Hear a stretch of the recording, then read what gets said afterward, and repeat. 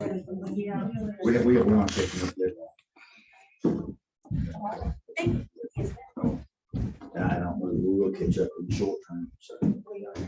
Which I think interest rates are probably just market over here, but it's 4.25. It was 4.25 last week. Somebody's trying to get something back. Who gave us that number last week? Melody. H&E first, yeah, it may be close to 5. That's going to adjust the market because in this market with the median income for the family still only about $65,000. That median family that could buy that 250 house at 2.5, they're not going to qualify at 5. So that will make some changes. Oh my God. In the mortgage industry, I think they're gonna have some changes with that, but I don't know. I talked to well, they will, and I think the feds are going to raise rate from the A to B.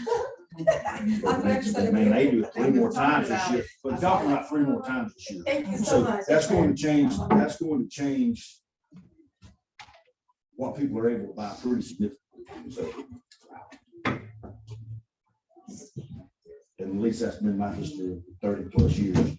right. When you see that happen, then typically, well, it's just a simple line. You can take your Hewlett Packard, or you can go online there and get you a financial calculator and just calculate a $250,000 mortgage at 2.5%, $250,000 mortgage at 4.5%. Yes. And if you calculate that, then you'll be able to see that a lot of people in this market and all over the country really, their income ratios, will they just won't be where they can afford that payment. How are you? It'll change their income ratios some. I mean, I was in that one income bracket. This one house was in the market and people was lined up down the street. It wasn't funny, but it was funny because I'm like, this is my first time seeing this here. It's ridiculous. And I happened to be the first one to go around the little circle and park. And I noticed all these cars kept coming in behind me and it wasn't my buyer. Yeah. And I said, I'm gonna run out and get the key first. So that actually I jumped out the car and got the key I don't first. know who had to listen. I don't remember. But that actually happened in a little small older brick home. If you go 84 east towards Ashford and turn left where you go to Bluff Springs Baptist Church. I don't remember the address of the house, but there was a little house, an older brick home built in the 60s right there on the left. And the day that it went on the market, I live out that way. And I turned off 84, went, and the day that it went on the market, there was 5 cars parked. I mean, they were lined up. I started thinking, It's what's about going on? maybe It's their birthday party. No, they were agents. I could see all their faces in the car and the people were telling them. And I said, let me get the key first because it was vacant. And so I ran out and I called my buyer. I said, where you at? You know, we're teasing. I'm around the corner. I said, you can come on because I'm holding the key. I'll tell you, So we Jim, I went in think there. there's gonna be a lot of people get hurt when this thing gets to pain. Well, you know, I try not to be negative because I'm not being But negative. I want to look at it. I want to look at it objectively as an appraiser, as the market moves along, because that's what I'm supposed to. But now history tells me, like I said a minute ago, in this 32 years, when you get to the point like we're talking about, where you have 5 or 6 or 7 cars lined up to show one house that just came on the market, and inside of 24 hours, you all can have 5, 6, 7 contracts, and almost every one of those contracts is above listing price. And you guys have already priced the house what I would consider above market. And now they're paying above listing price, and you have 7 of them lined up to sign a contract to do it. That cannot continue forever. At some point in time, it will scale back to some level. But yeah, I think we can see that happen. I think you're gonna see a lot of foreclosures. Well, there's also another aspect that we talk about in the appraisal industry, which does not affect you all.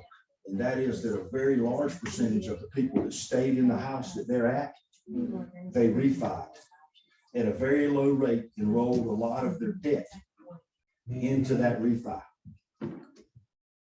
Okay, and they're not going to be refining anytime soon because some of them are 1.75. I've seen a rate as low. This has been a year ago. It was 1.375 for a 15-year refi, and the loan to value was only about 50%. But they got 1.375% interest rate on 15-year-old refi, 15-year mortgage. That's a low rate, right? Well, you're not getting any lower. The point is, those people aren't refining again. So even if they're just not going to refi again, so for what we said, that definitely lessens the amount of appraisals that we would be doing going forward. Because now that we're back 4.25% or 5%, we won't be doing any refis on the appraisal side. That's over. So we're done with that. So that'll free us up some more to do, to be more available. Maybe we can turn some of you guys appraisals in the short term around a little bit faster. Because I don't, and it's been, y'all been the same way, just chasing anything that comes available when you have a potential buyer. But for us, pandemic started February, March, about June that would have been 2020, wouldn't it? By June of 2020, we got extremely busy, and we have been that way. The appraisals in Dothan, we have been that way ever since. I mean, typically now we're quoting. We used to quote in our office. We turn the appraisal around in 5 days. If we got it on Monday, we'd have it turned around by Friday. We're 14 days now. We're 2 weeks now. 10 working days, pretty much minimum. And of course, mortgage companies call us up all the time, and appraisal management companies, and want to pay us a significant additional fee for a rush. But we don't do that in our office because somebody's got to wait. Even if they pay me an extra $200 to do a rush, Let me ask you a there's other question. people I have, somebody that I already have lined up is waiting on me, and that's just not There's fair. Chick-fil-A downstairs if y'all are Is there hungry. anything? Yay. You heard about having to do adjusted appraisal, new construction? What I do with my The value of the construction costs is going up 18 to 20%, will not have to readjust appraisals to offset that. Well, especially on new construction. Let me just say this concerning appraisal. Anytime, once we submit an appraisal with a value, and this has been true now for the last 2 many years. If we submit an appraisal with a value of $200,000, in order for an appraiser to ethically and to get through all of the government regulations, change that value, we will have to have new comparables that are better than the ones that we had already submitted. In other words, we can't just change adjustments. We would never be able to credibly justify why in 2 weeks an appraisal went up from 200 to 250. Well, have you seen anybody doing that? I have not in this market. Now, I won't tell you that they're not. Well, the reason why I'm asking, that's supposed to take, has been taking place, especially in construction. Well, builders are putting in where that, I don't know if you call it escalation, where they can raise the cost of price because of supply.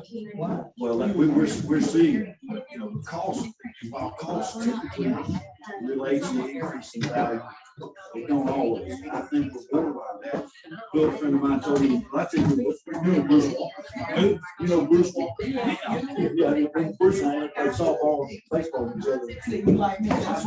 He told me the other day, in Houston Academy baseball game, he had priced OSP that day. A regular sheet of OSP caddy, $43 a sheet. $43 a sheet for that OSP. It's 47. Well, Bless you, Arlissa. yes. Thank you. If you charged it last night, sorry. Hey, Mike. Yeah. Is that one thing Going on. Okay. And I've been home. I know.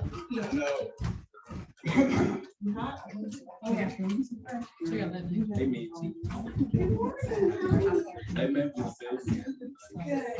I think they That's Mike. What? You don't think any, just get anywhere. I know, right? A la camisa coffee. And Jessica says coffee downstairs.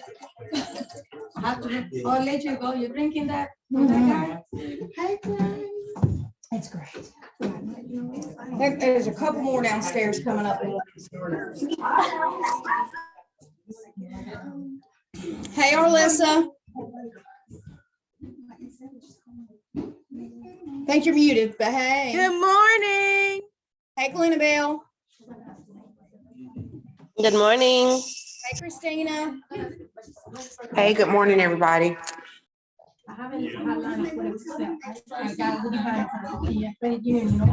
Good morning, Krista.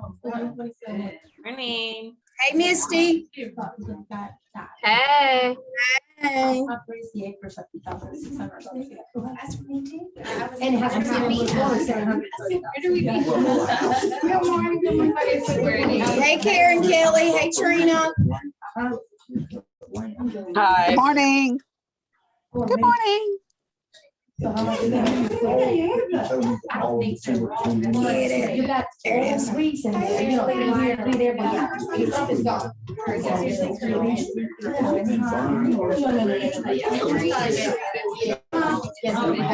Whatever. To the Zoom.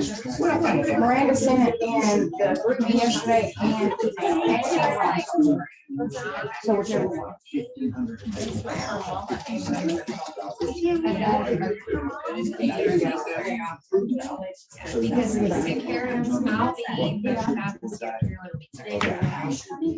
What about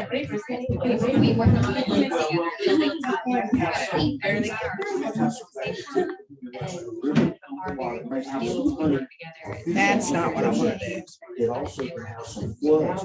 It's really high, so that's good. It's not a flush, but. There'll be some around the Yeah, river, yeah. but not significant. No. So you think I need to lower that down? The house still built like that. Good. Yeah, he's still growing and bringing, but he's more stable house, but.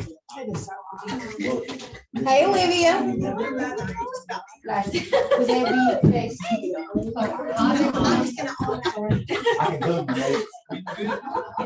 You all right? I see you going down the road. I know. How many days?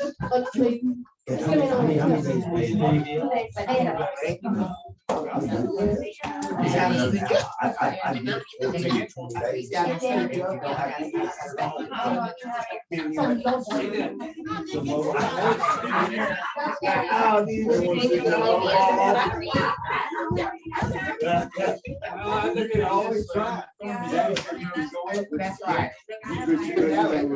See, yeah, you can't go up. You can go down.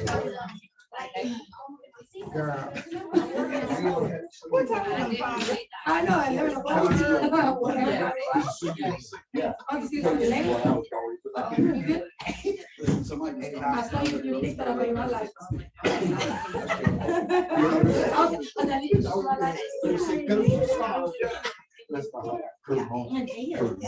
Yeah.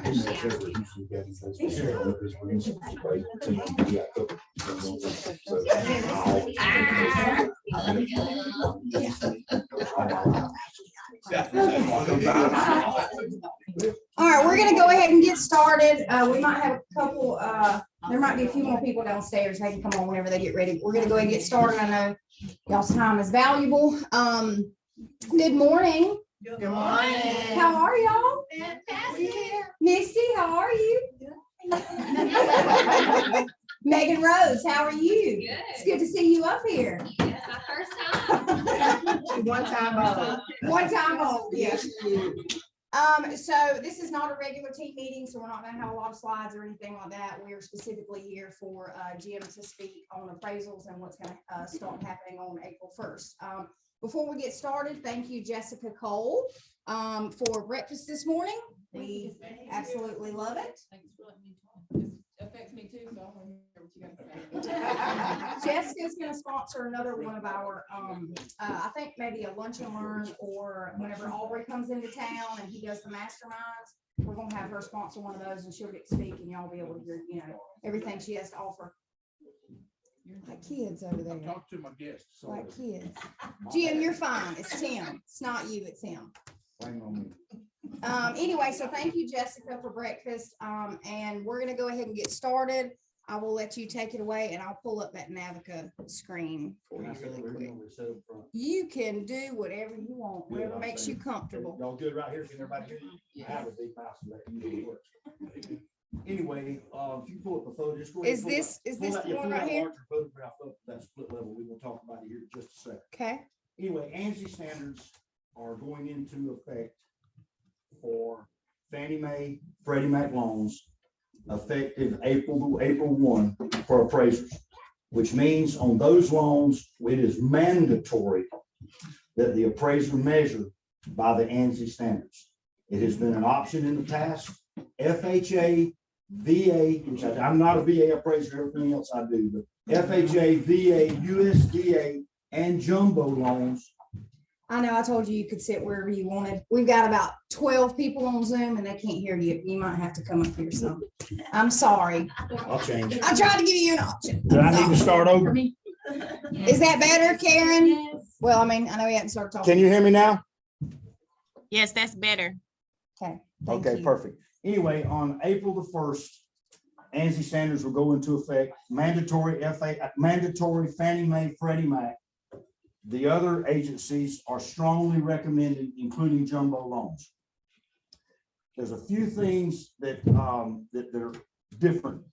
For the most part, our office, Michael and myself, we have pretty much been measuring by ANSI standards the entire time. We now will have to round, and you can actually go to this yourself if you want to jot this down. It's appraisersblogs.com. And I'm actually reading some of the highlights here. I'm going to touch on some of the highlights at that. And that would be the ANSI standards guidance.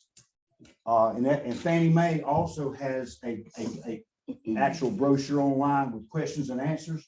If you go to FNMA, hold on, I'll give you the exact website. It's singlefamily.fanniemae.com/media. They have a standardized property measuring guidance for appraisers. You can read those questions and answers there when you get a chance, and that'll also give you some insight about what we will be dealing with. Can you say that again? The site.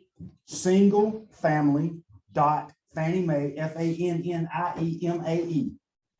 FANNIEMAE.com/media, or you could search that site for ANSI guidance. That's ANSI.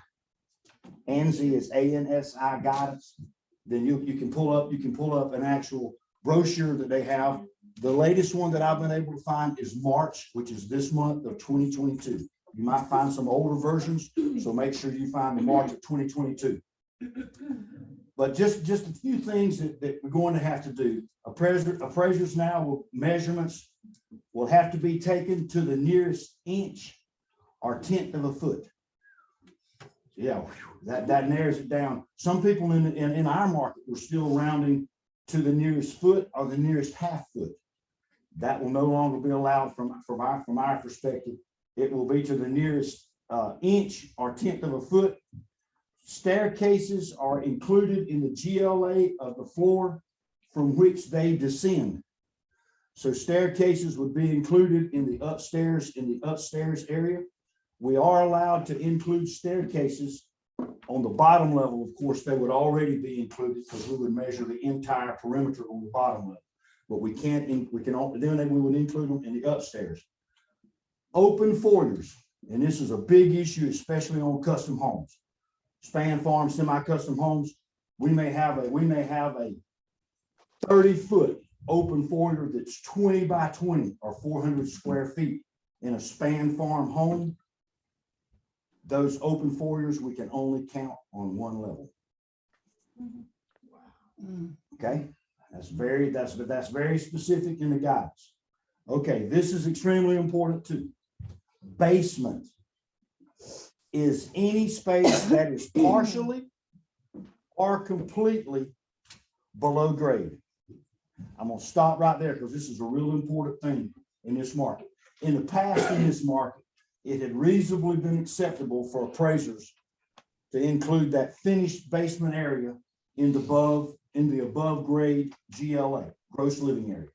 The reason we could do that, we had a limited number of basement homes, and it was typical in the market that you guys treated it as above grade square footage typically if it was finished.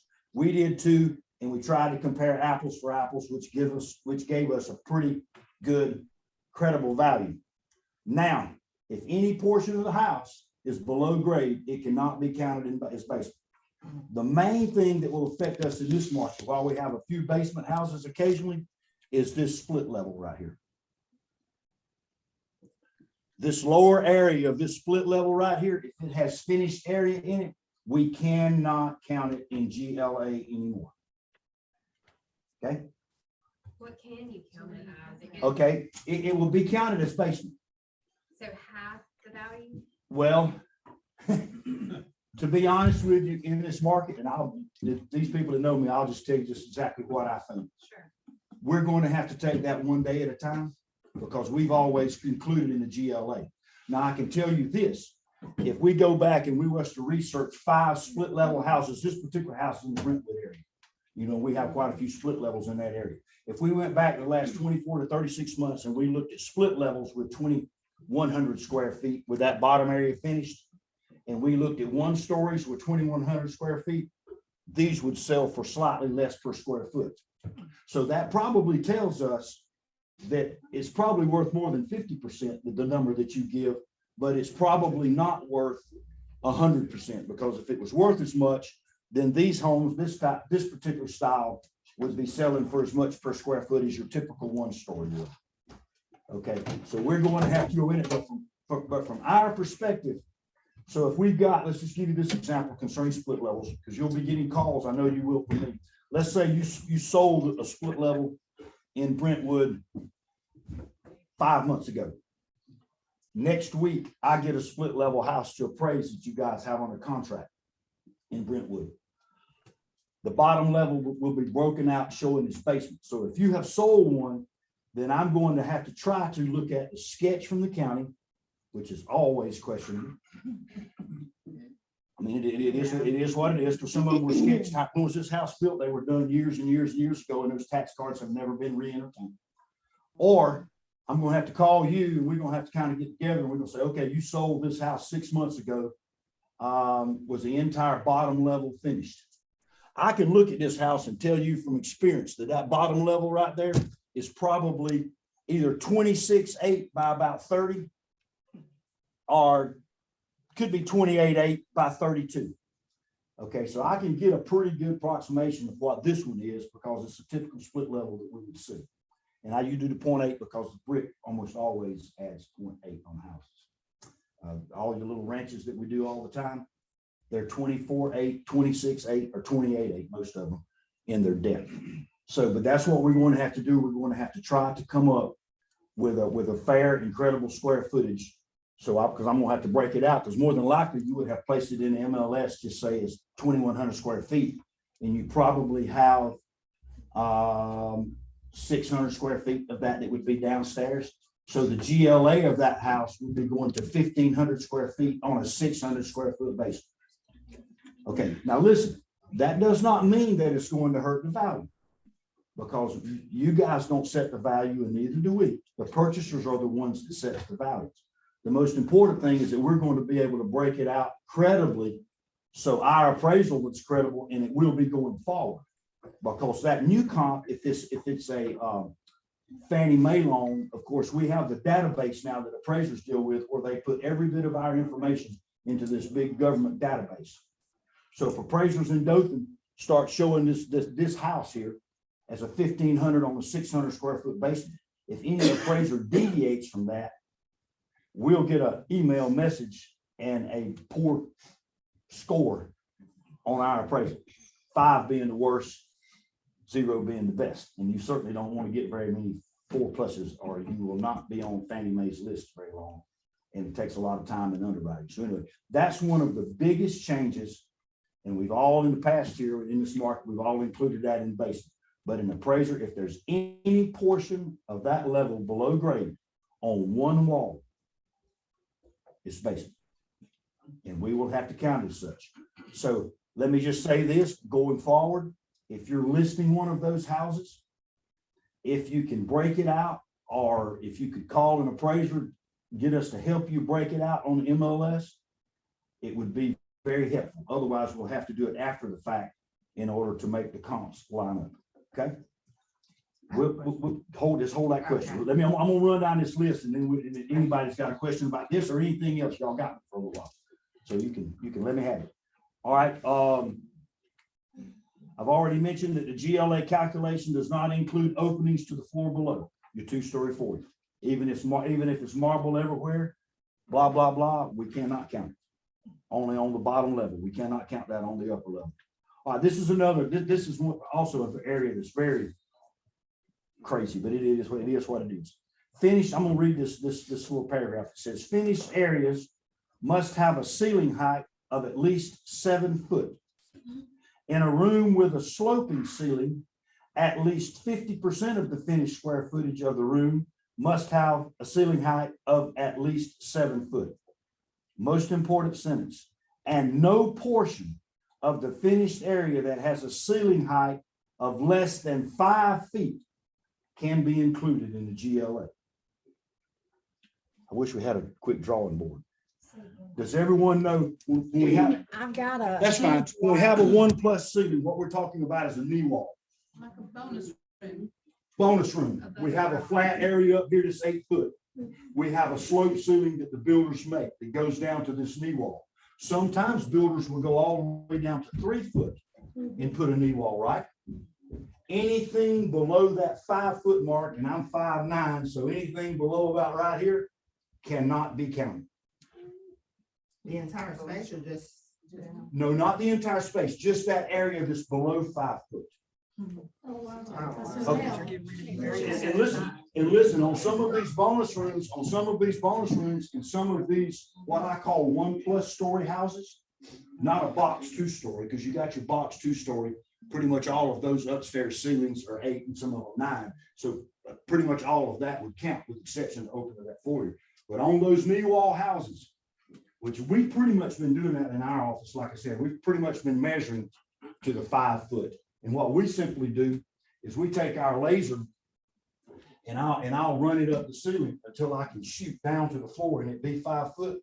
Then I take that distance, and if the room was 15 foot wide and 2 feet on this side is below 5 feet, 2 feet on the other side is below 5 feet, then I'm at 11 foot wide instead of 15 foot wide. So if I've got a 22-foot bonus room like we were talking about, that goes down to a 3-foot knee wall, we just lost significant square footage that typically has been included in the GLA. Like I said previously, don't get to the point. Does everybody understand what I'm talking about there on a knee wall? Somebody, you sure? Everybody knows what I'm talking about. All right, well, I won't draw it then, but if you want me, I'll give you a quick, I'm gonna do it anyway. Hold on. I'm just gonna do it. You come down this way, here's your knee wall, right? And I'm a terrible artist, there's a reason for it. You're doing great. Let's say this is 3 feet. And somewhere out in here is going to be the 5 foot mark. And let's say this distance is at 2 foot that I was talking about. And let's say the room is 24 feet long. The total room is 24 foot long. We have lost 96 square feet in that room. Isn't that right? 2 times 24 times 2, that'd be 48. That would be 96 square feet we've lost in that room. So that is a very important thing. Most appraisers have been measuring to that. So it's not be that drastic a deal, but just so you guys know that when you have that house, it could be a problem. Had one last week or week before last, and this didn't have anything to do with knee walls, but it was a deal where the Dale County tax records, and since it was one of the realtors here in this office, Dale County tax records showed the home at 2,834 square feet. You know what it measured? 2004. Wow. Yeah.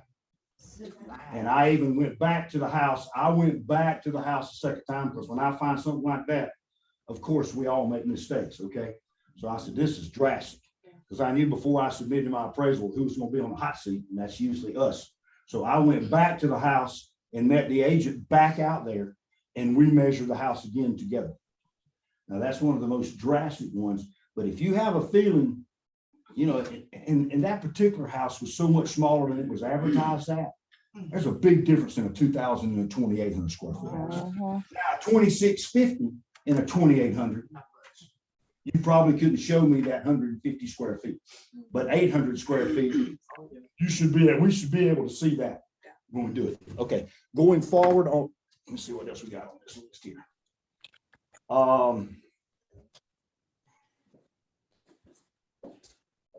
Let me touch on this. Now, anything in any of those areas, and we've had these discussions already, and you probably have seen this. You probably have been in a 1+ story house that has a half bath or a bathroom up there. We're a group of us appraisers, we were discussing this last week. And right here, let's say this is a 4-foot knee wall, and at this 4-foot knee wall, where's the toilet setting? Backed up, right up under. So if you're too tall and you stand up off the toilet, you knock your wings out. All right, so we have a half bath up there that has a sink and that toilet that's outside of that 4-foot knee wall. And us appraisers, we really didn't know the answer. Yeah. Is that no longer a half bath? I'm not supposed to count anything below that 5-foot knee wall. Why would that have anything to do with whether or not it's a half bath, even if it's not within the? It has to have 2 fixtures. It has to have 2 fixtures in order to be a half bath. Okay. So if I lose a toilet and I've only got a sink, I've only got one, so it's not a half bath anymore if I can't count that. So you don't count it. Well, I'm not sure what I'm gonna do, Benita. I'm just gonna be honest with you. And I'm being bravely honest, because you and I, for short folks like me, it functions perfectly fine. It's not a problem. Now, for Donnie or my son or Michael, who's 6'4", well, yeah, he can raise up and crunch his head. So the question is I really do not know exactly. I don't even know what I'm gonna do yet, because we don't hit it very often, thankfully, but we could hit that again. Now, let me say this. These areas that we're talking about that we're not going to be able to include on the GLA or heated and square footage line, we can always, and Fannie Mae and everyone gives us guidance that we can put that on an amenity line and make a credible adjustment based on market reaction to take care of that. In other words, we have seen houses. Let's just throw this. We were talking about this last week. Let's say this knee wall is 4 foot. We can only measure to 5.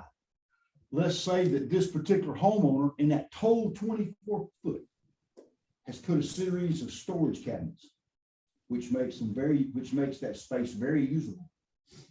I mean, a lot of you ladies, you walk in there and say, "Whoa, yeah, this is some kind of nice storage in an upstairs bonus room area." And we know that those cabinets cost a lot of money. Okay, Fannie Mae does allow for us to put that on one of the amenities lines, like down where we would put swimming pool, where you would typically see us put swimming pool, fireplace, fence, storage building, and that kind of stuff. We can include those down there and include that square footage. Now, exactly how underwriters are going to look at our adjustments, we don't know that. I can't answer that yet. I mean, I don't know, because we haven't been there. So if I say that I've appraised this house and I put on that amenities line and put in my comments that we had 96 feet of additional floor space upstairs that was below the 5-foot knee wall. This floor space included 16 feet of linear cabinets and a toilet that was part of a half bath that is below the 5-foot knee wall. And I determined that I can make a $5,000 adjustment for that, or a $10,000 adjustment for that, put it in line and make that adjustment. At this point, we don't know how an underwriter is going to react to that adjustment. And so you'll understand that just because an appraiser makes an adjustment does not mean that underwriters do not feel like we have to go back and change that adjustment, either less than or greater than, if we get called to the underwriter carpet on it, per se, which can happen. So that basically touches the main changes in ANSI. And those two things, I think, for us in our market is the basement deal and the 5-foot knee wall deal. I think are probably the two most important things for us to consider. We have seen a few houses in the historic district in the last few years, just so you'll know if you run into one, where the upstairs area has been finished and the ceiling height is less than 7 feet on the entire upstairs area. We had one on, I forget which house it was. It's on South Park, and it had 590 or so square foot, including a full bath upstairs, and it had a 6 foot 8 inch ceiling height. And we can put it on that extra line down there, line of amenities, and explain our way out of it and try to make an adjustment that would be appropriate, because it has value. There's no doubt for a family with children or a family that, you know, that everybody's below 6 feet, that's not an issue. So it has value, but it's going to make it more difficult for us to determine exactly how much. So that's the ones we'd be getting caught. So if you run into that, should run into that going forward after April 1, then you may want to try to determine and call one of us appraisers. You know, we'll help you any way we can, anytime, because we'd much rather take care of a potential issue up front, if we can, than we had on the backside when we have a bunch of mad people. And I understand because we get caught in the middle of that. Like been telling agents for years, you know, if I'm making a $450 fee, I make a $450 fee, whether it appraises and goes right through and I never have to touch it again, or I still only make a $450 fee if we're messing with it 3 weeks down the road. And I've re-entertained it 6 times. So it's the same fee. So anyway, that pretty much covers the ANSI standards. So if you've got questions now, and it does not have to be related to ANSI standards, because I know we've had a crazy market in the past 24 months, especially the last 12 to 16 months.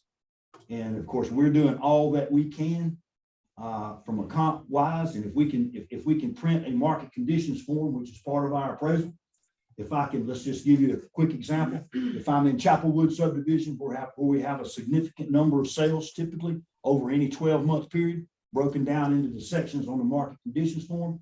If I can print a market conditions form on that in that subdivision of just Chapelwood, and it shows that I've had a 6% increase or a 7% increase, then that adjustment with that market conditions form inside the report can be justified. And typically underwriters would allow us to do that. In other words, the market condition forms breaks down, has 3 categories. It has the oldest 6-month period within the previous 12 months. Then it has the next 90 days, and then the most current 90 days. Okay. So if I'm at $100,000 in my oldest 6 months category, and I'm at $105,000 in my middle category, and I'm at $108,000 in my most current category, I've got an 8% difference between the first category and the second. So if I use a comp that is 7 months old, I can make an 8% adjustment of that sales price, and underwriters have been accepting that today. And we can do that, but we have to be very specific that if an underwriter calls our hand on it, that I can send them that market conditions form and say, you know, yes, ma'am, or yes, sir. Here's my market conditions form. It's every single property in Chapelwood, none redacted, none removed, and I can make that adjustment. And it would be a 3% difference between this 105 and this 108. So if I've got a comparable that's 4 months old, and I can do a 3% adjustment on that and typically be justified. Now, any other adjustments that we've tried to make concerning increased prices, if we don't have that kind of justification for it, especially with the lenders that I would say that are some of the more strict lenders. Now, there are some lenders that don't do a lot of underwriting, period. And if you get one of those, it can go right through, and it is what it is. Well, and listen, I cannot go there, and I would not go there ethically, period. Listen, guys, the same reason that if I look at you guys and I say, okay, there's some realtors that do unethical things. Right. By the same token, there's some appraisers that do unethical things. Okay, so every appraiser don't operate on the same ethical boundary, but I will tell you this, that from an appraiser standpoint, if my value is incorrect, somebody's going to suffer. Mortgage company, if it forecloses, is losing their tail if I'm too high. If I'm too low, the buyer just suffered. The seller just suffered if I'm too low. If I'm too high and the market crashes, who suffers then? The seller and the mortgage company. Well, the buyer's already got their money in. So the buyer's good to go, but the seller is still sitting in that house. So that's what I've always tried to tell you guys when you get an opportunity to speak is please remember that there's multiple sides. And I know you have the buyer sometimes, and of course you want to sell that house, satisfy your buyer, get your commission, and move on. But there's a seller on that side, and there's also a mortgage company holding the paper. So that's kind of why the appraiser's in the middle. So any questions about anything? Floor is open. So because I was a little late getting in.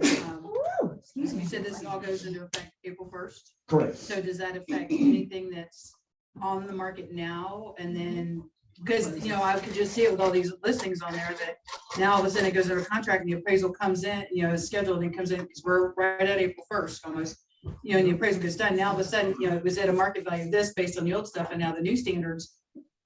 Right. Now Well, that's nothing's also going to where, appraise. right. Well, that's also where the communication is going to be important between us and you guys, concerning trying to get the correct square footage. Okay. And that's something that we certainly ethically can talk about. Now, we know we can't talk about value. You guys can provide additional comparables to us. That's it. We can't talk about value, but square footage is a fact of matter. So we can talk about that and try to get that accurate. Hold that thought just a second. The other thing, forget it. Go ahead. I forgot what I was going to say. You go ahead. You mentioned square footage. Yes. Are there any appraisers already putting this into practice? I had one of mine. It appraised, at list price, Sure. but it was different on the square footage. And, it appraised great. And then so the buyers were like, and I'm the selling agent, as for the listing agent, they were like, well, it's off by like 400 square feet. I'm thinking, let's praise you, move your house next week. But that's what I'm thinking. And I'm thinking, okay, but the room, that was a room that was added onto the house. It just drops down a level into it's a large room, probably about the size of 2.5 car garage that was enclosed, that was added onto the house. So I'm thinking, as you're speaking, I'm thinking, I wonder if someone already put this, it doesn't bother me to praise, I'm just being honest. But it makes me wonder if some people have already started practicing, and then it kind of varies a little bit from the. Well, we have been practicing that in our office. We've been measuring to the nearest tenth of an inch for years. And we typically have not counted anything below the 5-foot knee wall. But however, there's another important thing about this standard is that most of the numbers, unless you get, as a realtors, unless you get a square footage number off an appraisal from where an appraiser has certified that they've measured it to ANSI standards, we understand that in the short term, for sure, that we aren't always going to be talking about apples for apples.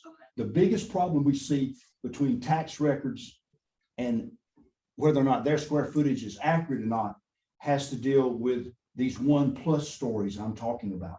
The other difference can be in garages. Typically, the county tax records, they're not allowed to go inside a dwelling to measure.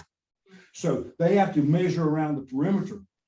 Some garages are 21 by 21. Every now and then we'll hit a garage that is 22.8 by 26.2. That's several additional square feet that's inside that garage that has been included in the GLA. So the appraiser would be pulling that out. So that's the biggest thing that we're going to have to do is to try to work through it. Now they have allowed, Fannie Mae has allowed in their guidance to appraisers for me to be able to, and other appraisers too, to be able to make some adjustments in the square footage of homes that has not been measured to ANSI standards. But we will have to be very specific in order to get that through underwriting again. If we start changing, because these underwriters all over the country, they pull up these tax databases. So I've got comp 1 listed this 100 Highland Circle, and I'm showing comp 1 with 2,000 square feet. And they pull it up in the tax database, and this particular underwriter is in Maryland, just using an example. They pull up the tax card and it says 2,400 square footage. Underwriter contacts me back. Mr. Folks, where did you obtain your square footage for this house from? It is significantly less than the square footage shown in the tax records. So at that point, I need to have some guidance that either we measured in our office or another appraiser in town has measured it, that we have called up and said, hey, Stuart, this is Jim. Have you measured 100 Highland Circle? Oh yeah, man, I did it 3 years ago. You mind sharing that square footage with me? Then I have what I consider to be a more accurate square footage than that 2,400. And if I tell that to the underwriter would typically say, approved, we're done. But if you don't have some basis for that, you can't just, I reckon what I'm saying is appraiser just can't inadvertently adjust square footage listed in the tax records if we don't have some basis for it. So that would be where a discussion with a realtor who actually was at the house and might have just measured the garage. Let's say our difference was just in that garage. But you had actually just, as you typically a garage is 2 measurements, right? So if you say, well, Jim, it's 24 feet across the front and it's 22 feet deep. Well, that tells me the size of that garage, so I could adjust that appraisal accordingly. So anyway, next. When you adjust the square feet on stuff like that, does that ever get updated with the tax records? No. Kind of seems I'm like- confused about the basement, because if the basement, say that's a room, completely master bedroom, whatever, windows, everything is beautiful. When you say undergrade, maybe it's a language barrier, I am confused. Okay, I'll show you. Okay. You see this slope of this earth right here going up this way? Yes. And this smaller, shorter window here? This wall right here on this house is partially below grade. In other words, it has earth on a portion of the wall on the exterior. Okay. That means that it's partially below grade, which also this wall here on this end, even if this is on crawl space, you probably would have about 2 feet or more, maybe 3 feet of this wall going this way that would be below grade. So if there's any wall that has any portion below grade, it's basement. So it can have 3 walls that are wide open, fully exposed, no earth, and 1 wall that's got earth on it, and it's basement. So only 1 wall, so if you're not gonna cut half of that, it'll be the whole room would be. It would be the entire room would be basement, yes. Gotcha. Yeah, the entire room. Yeah, if any portion is below grade, then that entire area is considered basement. Yes, sir. So let's just say in this particular case with this house, there's a room on the front face where there is below grade on that wall. If there's a room behind it that doesn't touch that room, does that count as part of it as well? It's all basement. If any, Everything on that level. yes, because what we'll see sometimes, is we'll have a 1 or 2 garage down here, and then that additional portions will be finished. Right. But it would be basement. So how does that Even affect the if the value? room's on the other side of the wall, you still got to be basement. So it's not considered. Yeah, let me read to you what it says again. It's not considered livable It space. says basement is any space that is partially or completely below grade. So that whole thing, that whole lower level, then would be considered basement. Well, let's break it out here. Let's say that it's 28. Let's just say that it's 28 by 30, and the garage is 20 by 30. Then we would have an 8 by 30 area that's finished. Let's say that could be a small office, and the laundry room is down there, but it's finished with similar floor covering. It has drywall walls, and it has air conditioning and heating. If it's part of that 20 or that 28 by 30 area that is partially below grade, it's got to be basement. And so they don't get any value? No, they get, well, the garage, they would certainly get value, because we would list it as instead of a 2 garage, it now will be listed as a 2 built-in garage. And in this market, for me, probably about the same value as a regular 2 garage. You would get that value, and then that 8 by 30, section over there, which would be what, 320 square feet? 240 square feet. 3 makes 24. Come on, Jim. 240 square feet. We would have to put that. Oh, somebody else is laughing. We would put that in the amenity area, and we could make an adjustment for it. So you would get credit for it, but it's just not going to be like it's been in the past. So if I was to list this house, I would have to say 1,500 of regular house and 600 sample of basement. Or you could That's say, what I'm gonna be right, able to list. or you could say for us to get a correct listing on that, and that's a very good question. If it was with that 240 square feet, you would list it at 1,500 square foot GLA, 2 building garage, 240 square foot finished basement. There's nowhere to put that in our MLS. I know, I know you don't have enough room in your remarks or your additional comments. But isn't this just for conforming loans as of right now? Right, It's just Fannie Mae, Freddie Mac. Yeah, bank loans would not be affected. or FHA. Well, FHA guidance that I have read so far, they are strongly recommending is their words. So I think that will be forthcoming very soon. But for us from a liability standpoint, if I'm measuring ANSI standards, I'm measuring, yes, ma'am. I'm going to measure ANSI standards, because otherwise legally it would get so confusing for me that it could get me in a bind. I So you're mean, gonna do NC for conventional loans too, or just for the? ANSI is predominantly, it is conventional for, see, Fannie Mae and Freddie Mac, and if I'm wrong here, please correct me. Fannie Mae and Freddie Mac are conventional loans. They are secondary market conventional loans. That's what's going into effect April 1. But FHA, USDA, Jumbo, and VA are all recommending that you use the ANSI standard beginning April 1st. But for me, if I'm measuring a house today, for a Fannie Mae conventional loan in Chapelwood, and tomorrow I go measure a house for an FHA loan in Chapelwood, I'm using ANSI standards both times. I mean, because I think legally, well, let's just say it can get real complicated, and for us, if we make one misrepresentation and it gets to the wrong place, then we wind up in front of the Alabama Real Estate Appraisals Board. It's where we wind up with our license on the line. So I would be measuring to the ANSI standard all the time. Any more questions? What constitutes a bedroom here? Well, they actually changed that.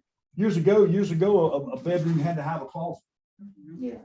That's no longer the case. Based on my understanding, they hadn't changed it in the last couple of days. Okay.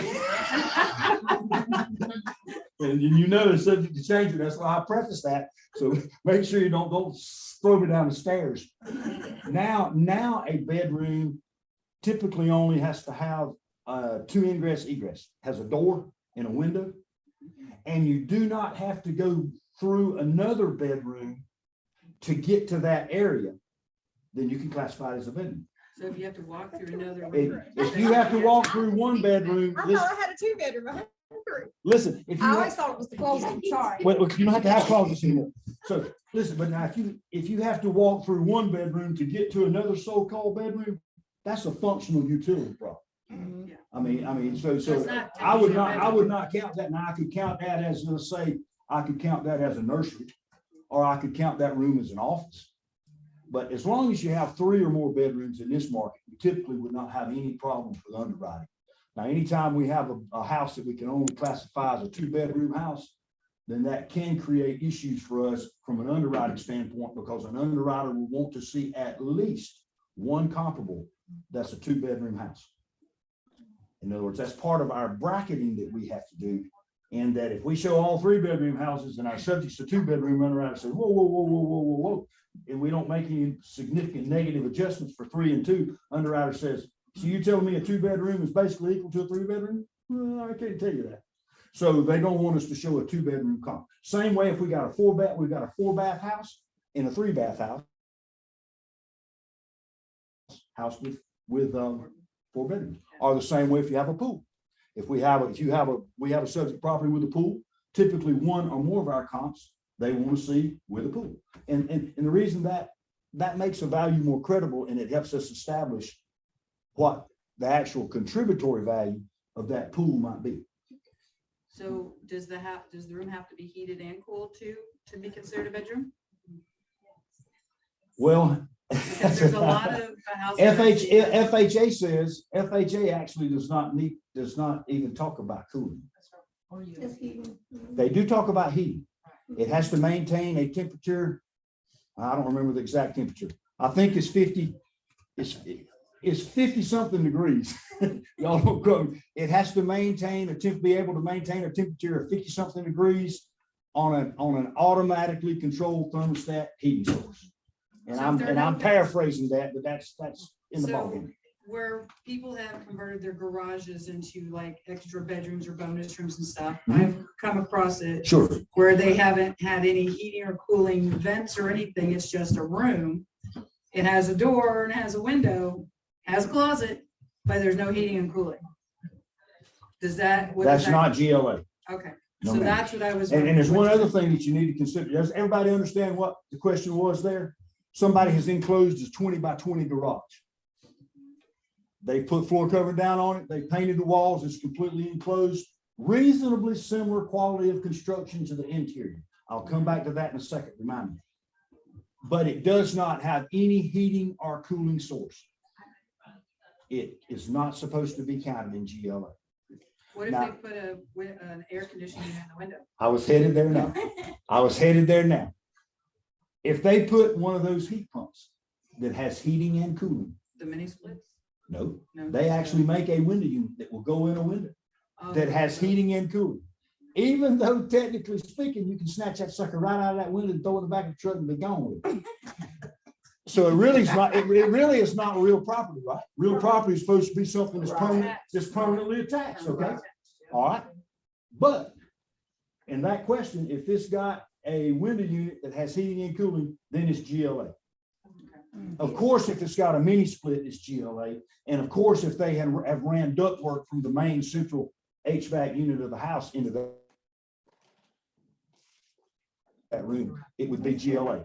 Let me say this concerning these finished garages and some of this add-on rooms and all, and this is real important. Number one, in order for a room to be counted in the GLA, gross living area, heating, cool square footage, it must be connected to the other GLA heating, cool square footage of the dwelling itself.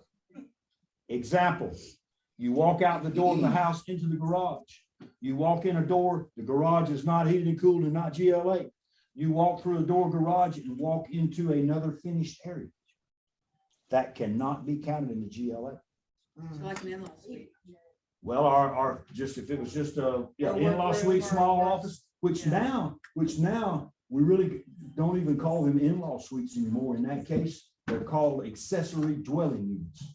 Accessory. Even if it has a separate central heating area next to it, it still can't be counted. If you can't access it from the main GLA and heated and cool square footage of the dwelling, it cannot be counted into GLA. In another example, we see this before too. You have this bonus room that's finished upstairs. The stairs go up from the garage.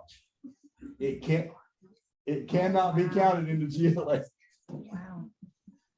But listen, that's been that way the whole time. Angie didn't change that. Now, I won't tell you that there's some appraisals that don't count in the GLA.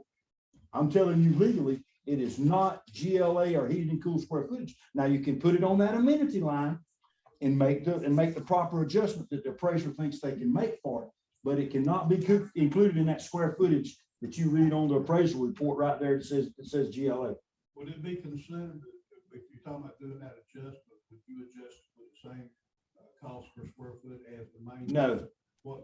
Because it typically would not be worth that. Now, and we can debate, and depending on how many comparables I have available to me to try to, in the past 24 months, to try to determine what it might add, would certainly determine what the adjustment would be. Just like we were talking about the split level, we know from enough sales that this house of 2,100 square feet is not going to sell as much per square foot as a 2,100 square foot ranch in Brentwood. Now, I'm making some very strong assumptions there. Condition is the main assumption that has to be relatively equal in order for us to determine that those values are really on the same page. Because you guys know, you can go to Brentwood and you can buy one of these houses built in 1969. It's $72 or $74 a square foot. And it's going to be like grandma lived in it for 30 years, okay? Mm-hmm. I'm not saying it's tore apart or it has a lot of deferred maintenance, but everything in the house is 30 years old.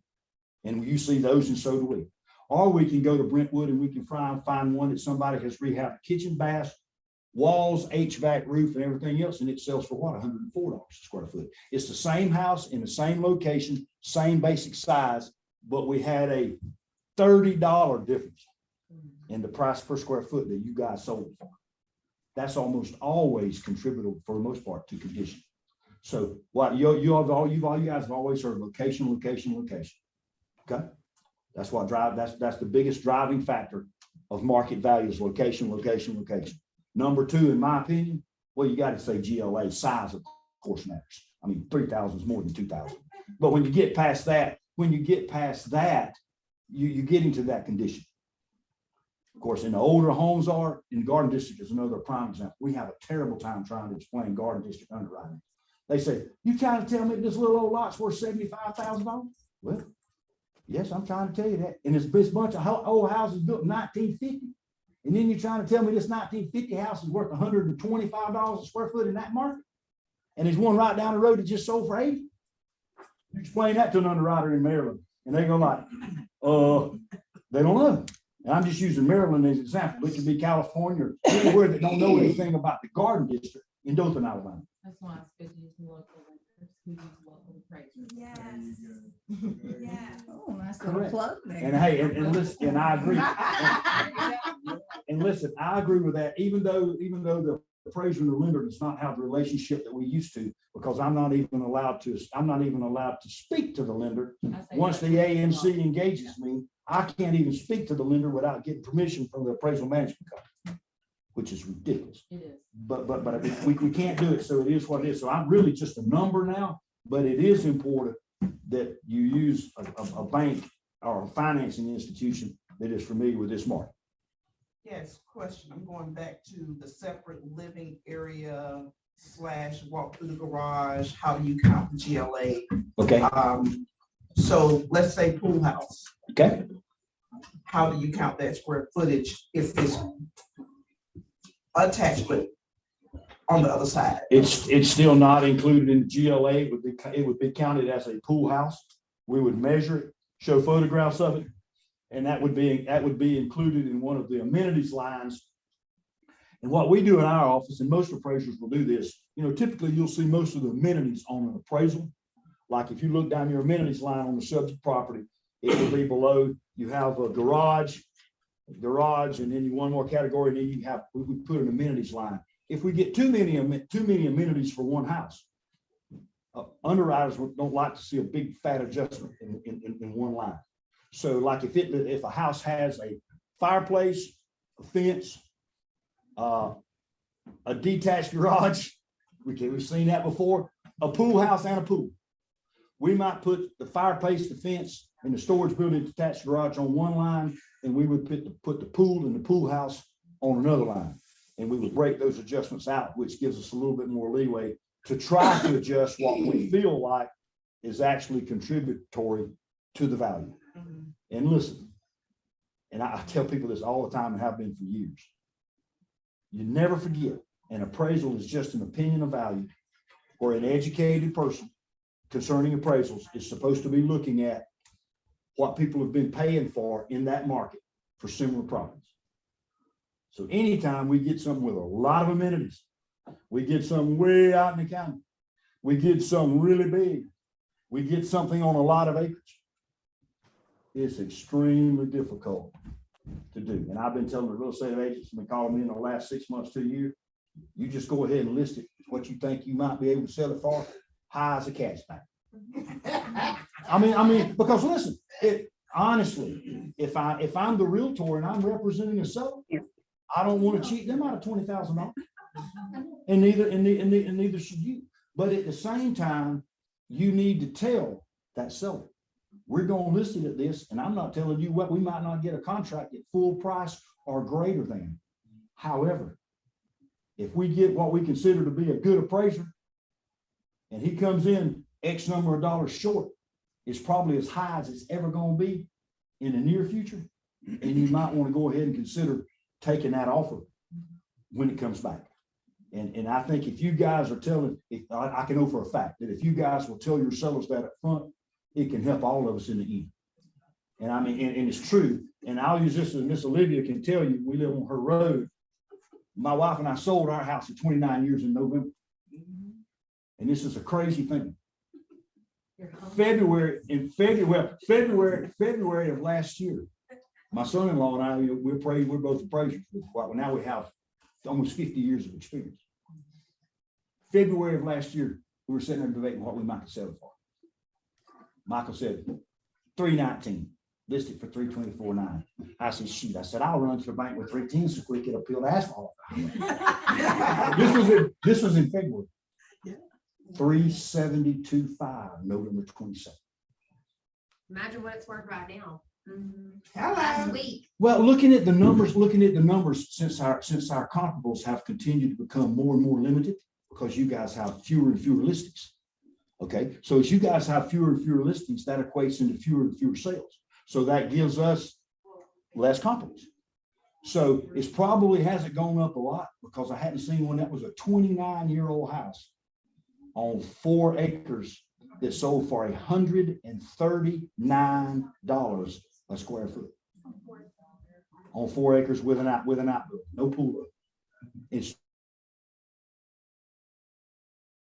very well maintained, but in very clean as a whistle. That's the way the wife keeps it.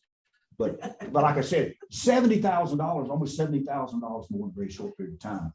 And that's how crazy our market is. So for you, list it high as you want to, but just make sure you tell your seller that if it don't appraise up front, we certainly need to consider accepting what the appraiser appraises for, because they're trying to do everything they can ethically, you know, to be correct, So any more questions? I don't even know what time it is. Yeah, I need to go myself. This is my last question. That No, that's fine. What is the highest dollar amount you've ever allocated for a pool? Because I get asked that a lot. Okay, all right. Pools, of course, pools lately, meaning in the past 12 to 18 months, they typically have been bringing more. However, cost is up. Jimmy Husband, 3 or 4 weeks ago, he and I were talking, and he had called and priced one from Hughes, just a basic rectangular pool with a diving board, $38,000. Oh, wow. That pool 2.5 years ago was $26,000. That's a liner. No, a gunite can be 100,000 easy. These big custom, these big custom pools, like in Span Farm or some of these nice subdivisions, even the Highlands, if they've got a large gunite pool, and we're seeing it on these outdoor areas now, which is hard for us to figure out how much to adjust for too, where we got this custom house that has a large gunite pool with this wonderful jacuzzi with a waterfall right off there. Just a few steps is this large covered patio area with stainless steel, everything under the sun, and this outdoor kitchen with a big stone fireplace and all that stuff. They spent $150,000 outside. We know they spent that much because we've seen the cost sheets, and you know, people say, hey man, we dropped 150 out here. Shoot, maybe I can give them 80 or 90. You know, underwriter may squeal to high heaven. They may squeal all the way if I make an $80,000 adjustment on that one line. Geez, and that's why we would make lots of pictures. In enterprise market, Oh, it's totally different. it's totally different. Man, I've never once had a house in enterprise not appraised. Knock on wood, never. We've seen about $25,000. We've actually been adjusting in our office $25,000 for that standard pool. Here in this market lately, we've been in the $18,000 to $25,000 range for a swimming pool. And we used to be 8 to 12, maybe 14. That's great. But once we get it from an appraiser standpoint, once we get enough data that we can look at that, and we look at that 2,000 square foot house that was in similar condition, and one sold for $250 and the other one sold for $275, it has a pool. Well, that's a pretty good indication that we've got about $25,000 contributory value to that pool, and we can show an underwriter that we have that value for a pool, which makes it easy for us. So anyway, let's ride the highway while we can. I will say. I have a quick question, and then I know you gotta go. So if you have a house in a rural area. Okay. How far is the underwriter? Before everybody leaves, I'm sorry to interrupt you because I know people are about to start getting out. I need to say this really quick. Susan Scott is having a lot of tests run this week. She's fine, but if you have broker questions, call Becky Bright or Tim Adkins. And let's give her a little baby break, please. And thank you. I'm sorry. No, go ahead, but I know people are about to start going out. I need to say that. How far out in distance can we go in a rural area for compliments? Yes. That's a very good question. That most secondary market lenders, almost all of them, require that an appraiser show 3 comparables that have closed within the past 12 months. If I check rural on my appraisal, which anything outside of the Dothan city limits in this entire market, even enterprise, this is a very small town, we check rural and it's acceptable. But if I check rural over 5 miles in this small market, it's certainly not uncommon to go that distance. However, you can't overlook what is considered a reasonably similar comparable if you've got one within 2 miles Gotcha. to go 7 miles. See here. Now, we could sit here and debate for days about what some people think is reasonable, is a reasonably similar comparable, and what other people think is. Okay, but and a prime example would be, just to give you, you got a 10-acre house on South County Road 33 between Ashford and 231 South. Okay, it's on 10 acres and it's about 2,400 square feet and it's 25 years old. If I've got a comparable on St. Mary's Road, which is just south of that, St. Mary's actually turns off of 33 and goes down to State Line Road. If I've got a comparable down there that's 2,350 square feet on 8 acres, about the same age and similar square footage, if I don't use it, I better have a very good explanation why I do not include that one comparable on my report.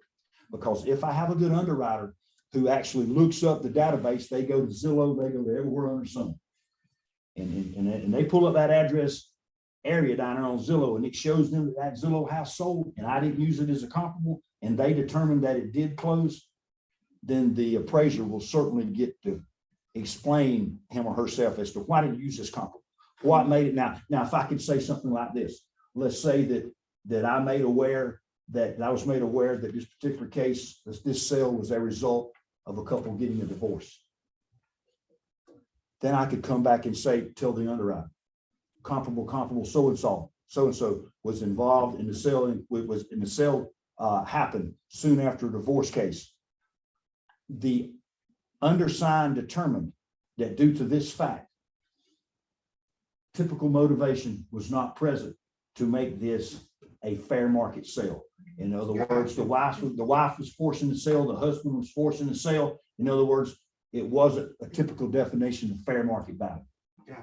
Okay, so then I wouldn't have to use that sale in that case. Or another, if it was a estate sale, and sometimes we don't know if it's an estate, because sometimes you guys will just put a couple of different owners' names, okay, on the MLS sheet. Instead of putting the estate of Marcel Adams, you put John Adams, Virginia Smith, which is remarried. We wouldn't necessarily catch that as being an estate sale. But if it's an estate sale, if we can determine that it actually didn't sell it at or near fair market value, we do not have to use that comparable. So for those of you who had never heard an appraiser speak before, Miss Olivia's heard this and Leanne's heard it too. The information that you put in that MLS, while many agents don't spend very much time getting it in there and getting it in there correctly, is one of the most important things you can do, is to provide us with the best information that you can. Okay? Because if we get good information, then we're probably going to have, everything's probably going to line up right. One other thing, and I'll get that question. Put the dadgum thing in the MLS in the right area. I'm gonna say it again. Put the dadgum thing, if it's located just if it was Dothan 36301 and it's in Rehoboth and it's in 9B Southeast Houston, don't put it in Southeast outside the circle. Let me tell you why. If I've got a home in 9B that I'm appraising, I might start my search 9B area. And if you put it in Southeast outside the circle, I'm not going to get it. Another way that we search that is extremely important, as Olivia tell you this, is by school zone. If it's in the Rehoboth school zone, make darn sure that you put over there that it's in the Rehoboth school zone. Because let's just say I'm got a house that's out that way. You know, Rehoboth school zone typically goes to the railroad tracks. Hodgesville Road and railroad track, anything that's the Rehoboth side of that is Rehoboth, typically. It's messed up sometimes. Anyway, make sure you put it in Rehoboth, because I may start my search. If you're a 2,000 footer in Rehoboth school zone, 10 years old, I may start my search 1,600 to 2,400 square foot, built 2000 to 2018, high school, Rehoboth. And if you've got one that you show Dothan and it's Rehoboth, or you've got one that's right on the line and you show it Cottonwood instead of Rehoboth, I could have just missed a very important comparable. So, and I know it takes time for y'all, and I know that's not where you make your money putting information in MLS. I got it. And I'm not saying I might not rush along too, but I am telling you, that is the main data source for us. Okay, and Dothan and Rehoboth got O1 and has a Dothan address for Rehoboth School. Yes, ma'am. Do you use Dothan or do you use Rehoboth? Well, if it's not in, that really, rarely do we search by city in our office. And I don't think that many appraisers, because we do have such a rural area, I typically would not even put in city or zip code. If you'll get MLS location right and school zone right, you'll pretty much put us in the right area. If you get those two things right, you'll pretty much put us. Another example is County Road 22, like Buckhead up there. Headland address, Houston County. Same way on Woodham Road. City of Dothan school system, Headland address. Okay, so all of it, that's of ultimate importance. And of course, with this new crazy measuring stuff that we're going to have to all try to get our hands wrapped around, which we'll get our hands wrapped around 12 months from now, and it will not be as big an issue as it is going to be immediately, because we're going to have to put a lot of disclaimers and all in our appraisal. You know, of course, I'm using data from homes that was not measured by the ANSI standards. I don't have a choice. It's the best data available, and there is no more data available to me. So I'll have to use it. So if we have questions, we'll call you, but y'all call us. Of course, Susan's got our number. You can get our numbers anywhere. Wiregrass Appraisal Services and Deanne, Miss Olivia's got mine and Michael's cell phone number. And if you got a legitimate question about something that's important, call us, because we certainly feel like sometimes while you guys focus on sales, which you should, that's the way you make your living. But some of these other things that we talk about are extremely important and makes the process go much smoother if we kind of on the same page, as long as we remain ethical. So you can call me anytime. I'm not going to not talk to you if I'm appraising a house that you're the seller on, that you're the selling agent on. I'm not going to talk to you or not deny the conversation as long as we don't go value. If we go value, then ethically, it is a felony for me if I do not decline to sign. That's felony, guys. That's not a misdemeanor. And along with that felony would be the loss of my license. And we might not even be unethical. Donnie might call me up and say, hey, G, you know, this house, anyway, we can get a couple more thousand. I'm not pressuring you or anything. Will you just go back and take a look at it? That's a felony for me if I do anything going forward on that. And he didn't say he was going to blow my brains out if it didn't go up 2 times, you know, or whatever. You know, no one said that. But the reality is that all of that value pressure in that regard, from a licensing and an ethical standpoint, is on us. And in the future, if values readjust and we go back down, like I think we will at some time in the future, the appraisers got blamed in 2007-8 when it went down, and we're going to be the ones that get blamed again. And we'll get another new set of regulations that probably will do the same thing the last set of regulations did, only makes it more difficult to do an appraisal and did not really help any of us. That's why the appraisal management comes in, because I can't even talk to a legitimate originator that works in the city of Dothan that I see at Walmart. I can't call up and talk to her about an appraisal that I'm doing for her. I can't. That's the same felony that we talk about. But anytime, if you got a question, call me. Going forward with this issue going on with the square footage below grade, you might have known, because a lot of agents, what they're going to do, they're going to use whatever's in the appraisal. Correct. for the square footage. That's when we're going to be calling. Well, that's where I'm going to, is this right here. Or as a realtor, you're going to have to educate your sellers as to what's taking place in the market now with the square footage and all that. What is an appraiser going to charge to go out there and measure that house before you list it? Well, if it's here, and I'll tell you what we've done in the past, of course, all of our costs are up, and I don't have to tell you that. Just getting y'all to be able to pull up to the gas station and you'll understand it. Costs are up. In the past, if it's right here in the city limits of Dothan, typically $125 to $150. We'll come measure one, especially if you'll come help us, and we'll put it in our CAD program and give you the square footage. But now listen, this situation here is easy. When you just have a rectangle to measure something, it's really easy to measure. I know from a liability standpoint that you guys need to be real careful if you say you measured it, or at least be relatively accurate. But in that, in this particular house right here on that basement, all you're going to have is a rectangle. I said a while ago that this was 28, that's the depth, and that this was 30. And I said a while ago that right here, we had a 20-foot garage and we had a laundry office. In that case, 28 times 30 is the gross area of this area, the square footage of that lower level. And all you have to do is pull two tape measures, two pulls to get it. And then you have to pull right here to know that this garage is only 20 feet. So it's 28 times 30 and is a gross area, 20 by 30 or 600 square feet right here. And this area over here would be 8 times 30 or 240. That's simple. Now, let me just say this. If you have a larger 1+ story house and you have no idea, and it's got that big foyer and all, and you can't track down a previous appraisal from the current owner, then if you can track down an appraisal, that's good for you from a liability standpoint too, because you can simply state that it's 3,000 square feet previous appraisal that you actually put your eyes on.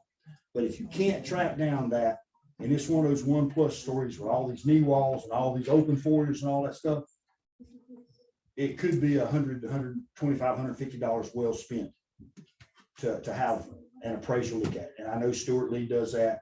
And I know Jimmy Hudspeth will also do that. And I think a lot of appraisers would, as long as it's in the city limits. Now, of course, we have to drive 45 minutes to get there.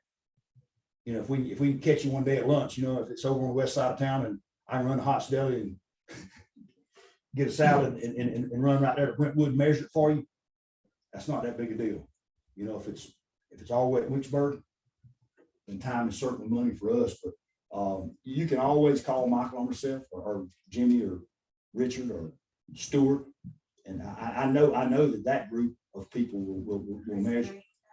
Yeah, Chris will do it. Yep, Chris will go measure. Yeah, that most will for a reasonable fee if it's close by. Like I said, if we're wasting an hour, well, not wasting, if it's an hour and a half driving time there and back, then certainly it's going to have to be more.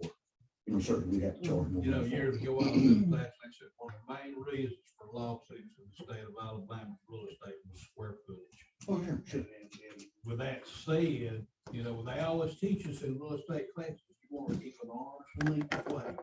So as an agent, if you take that upon yourself, then you're accepting the liability. I understand. Well, listen, we've discussed it too. We've discussed it too. I mean, and from where we stand, you're looking at an appraiser that's been turned into the Alabama Real Estate Appraisers Board 6 times in my 32 years. So I have plenty of experience there. Every single time I've been turned in, guess what it's turned in for? Square footage. Nope. Coming in short on the contract. Because if I come in short on the contract, buyer and seller are both mad and somebody sends it in. It's just a fact. It's just a fact. And here's another thing from our perspective, just like you talked about, if you measure houses, you're going to make mistakes. I've never submitted a perfect appraisal. I can go back and look at one that I might have spent an extra 2 hours on last week, and I can go back and sit down and look at it right now. I'll guarantee you I could find a mistake. It may be minor, and it probably did not affect the credibility of the value. But for me to say that it's perfect, nah. The last one, I was turned in a year ago, Chapelwood. Chapelwood houses. Old sucker that hadn't even been completely rehabbed under contract for 113. I give them 170 to turn them in. I had a situation last year after a subdivision in the city where That kind of chaps you a little bit, you know, because it probably wasn't working about 103. 4 still got turned. But it is what it is. But that's why it's important we work together. And we'll be good. So anyway, but if you got questions, call us. And if there's any way we can help you on that big house, on that house, it's a 1+ story with knee walls and all that stuff, we will. And if we can schedule it, if you can get me access or meet me there when I'm going that way for another appointment or something like that, then it won't be a large dollar fee. I mean, if you're talking $300,000, $400,000, $500,000 house, and it's important we get it I correct. had one last year in Village Eve where the appraiser, tax assessor was 400 square feet lower than what the actual house was. We had a house 3 weeks ago in our offices, a new home, smaller home. It wound up measuring. No one had measured it prior to it being listed. And it wound up measuring 152 square feet larger than what it was listed at. I appraised it $18,000 more than the contract. Let's just say the seller was not very happy. Because while you say you're liable for the square footage, if you list it at this square footage and it is significantly less than what the property is actually worth, somebody could come in. Thank you. Could, you just cost me $18,000. And I don't even know where the square footage comes from, but it really don't matter. The most important thing was that it was wrong. Under contract for 164.9. Yes, under contract for 164.9, and I'm at 179.9 on appraised value, and could have been 184 if I'd needed to. And now you look at me and say, you mean, how could you appraise a house $5,000 different? Remember, it's just an educated opinion. It's not an exact science. Okay, few thousand dollars typically here or there on that price house is not that significant unless you've already priced it at the absolute maximum, and then they pay $8,000 more in the contract, and that might be too much. You know what I mean? What's your house? And like I said, well, hey, for your seller, you're crazy if you don't get them all the money you can. But you also, I think, would not be doing them a good service if you don't go ahead and tell them in advance that it might come in short based on the appraisal. But it's probably as high, the appraisal should be as high as you would ever get probably in this market in the next good many years. So you might want to consider taking off, taking the appraised value. But, listen, we're seeing contracts now, y'all are too, y'all are riding. Not even contingent on the sucker appraisal. Maybe contingent on, it may be a contingent on the loan. So if it don't appraise, they might not be able to get the loan. But we're seeing that. Y'all have 6 or 8 contracts in 24 hours. Usually your appraisal would be contingent on what? Appraised value being at or greater than contract and loan approval. Just an example of a couple of things that we would see. But they just dropped that appraised thing on. There's just such a supply shortage. Oh, I know, absolutely. These buyers are like, have to have a house, and rent's so expensive. Well, like we discussed in our office, there's some people that are going to be moving to this Dothan market. And I know y'all probably talking about something. They gotta have a house. They coming from Texas, and they've got a job at Southeast Health, or they've got a job at the nuclear plant, and they gotta have a house. And they're bringing their whole family in some apartment in an apartment complex. Mama's not taking that. You forget that. Somebody's got to find them a house. Or they're looking at paying $24,000 in a year for rent, so they might as well move once. Right. Well, and not even that. Some people, families just don't want to live in an apartment environment. It's just a husband, wife, maybe so, or just a single person, of course. But they just simply want. They expect you guys to find them a house. So, and when they find one, especially coming from a market that makes Dothan housing look cheap, and it happens.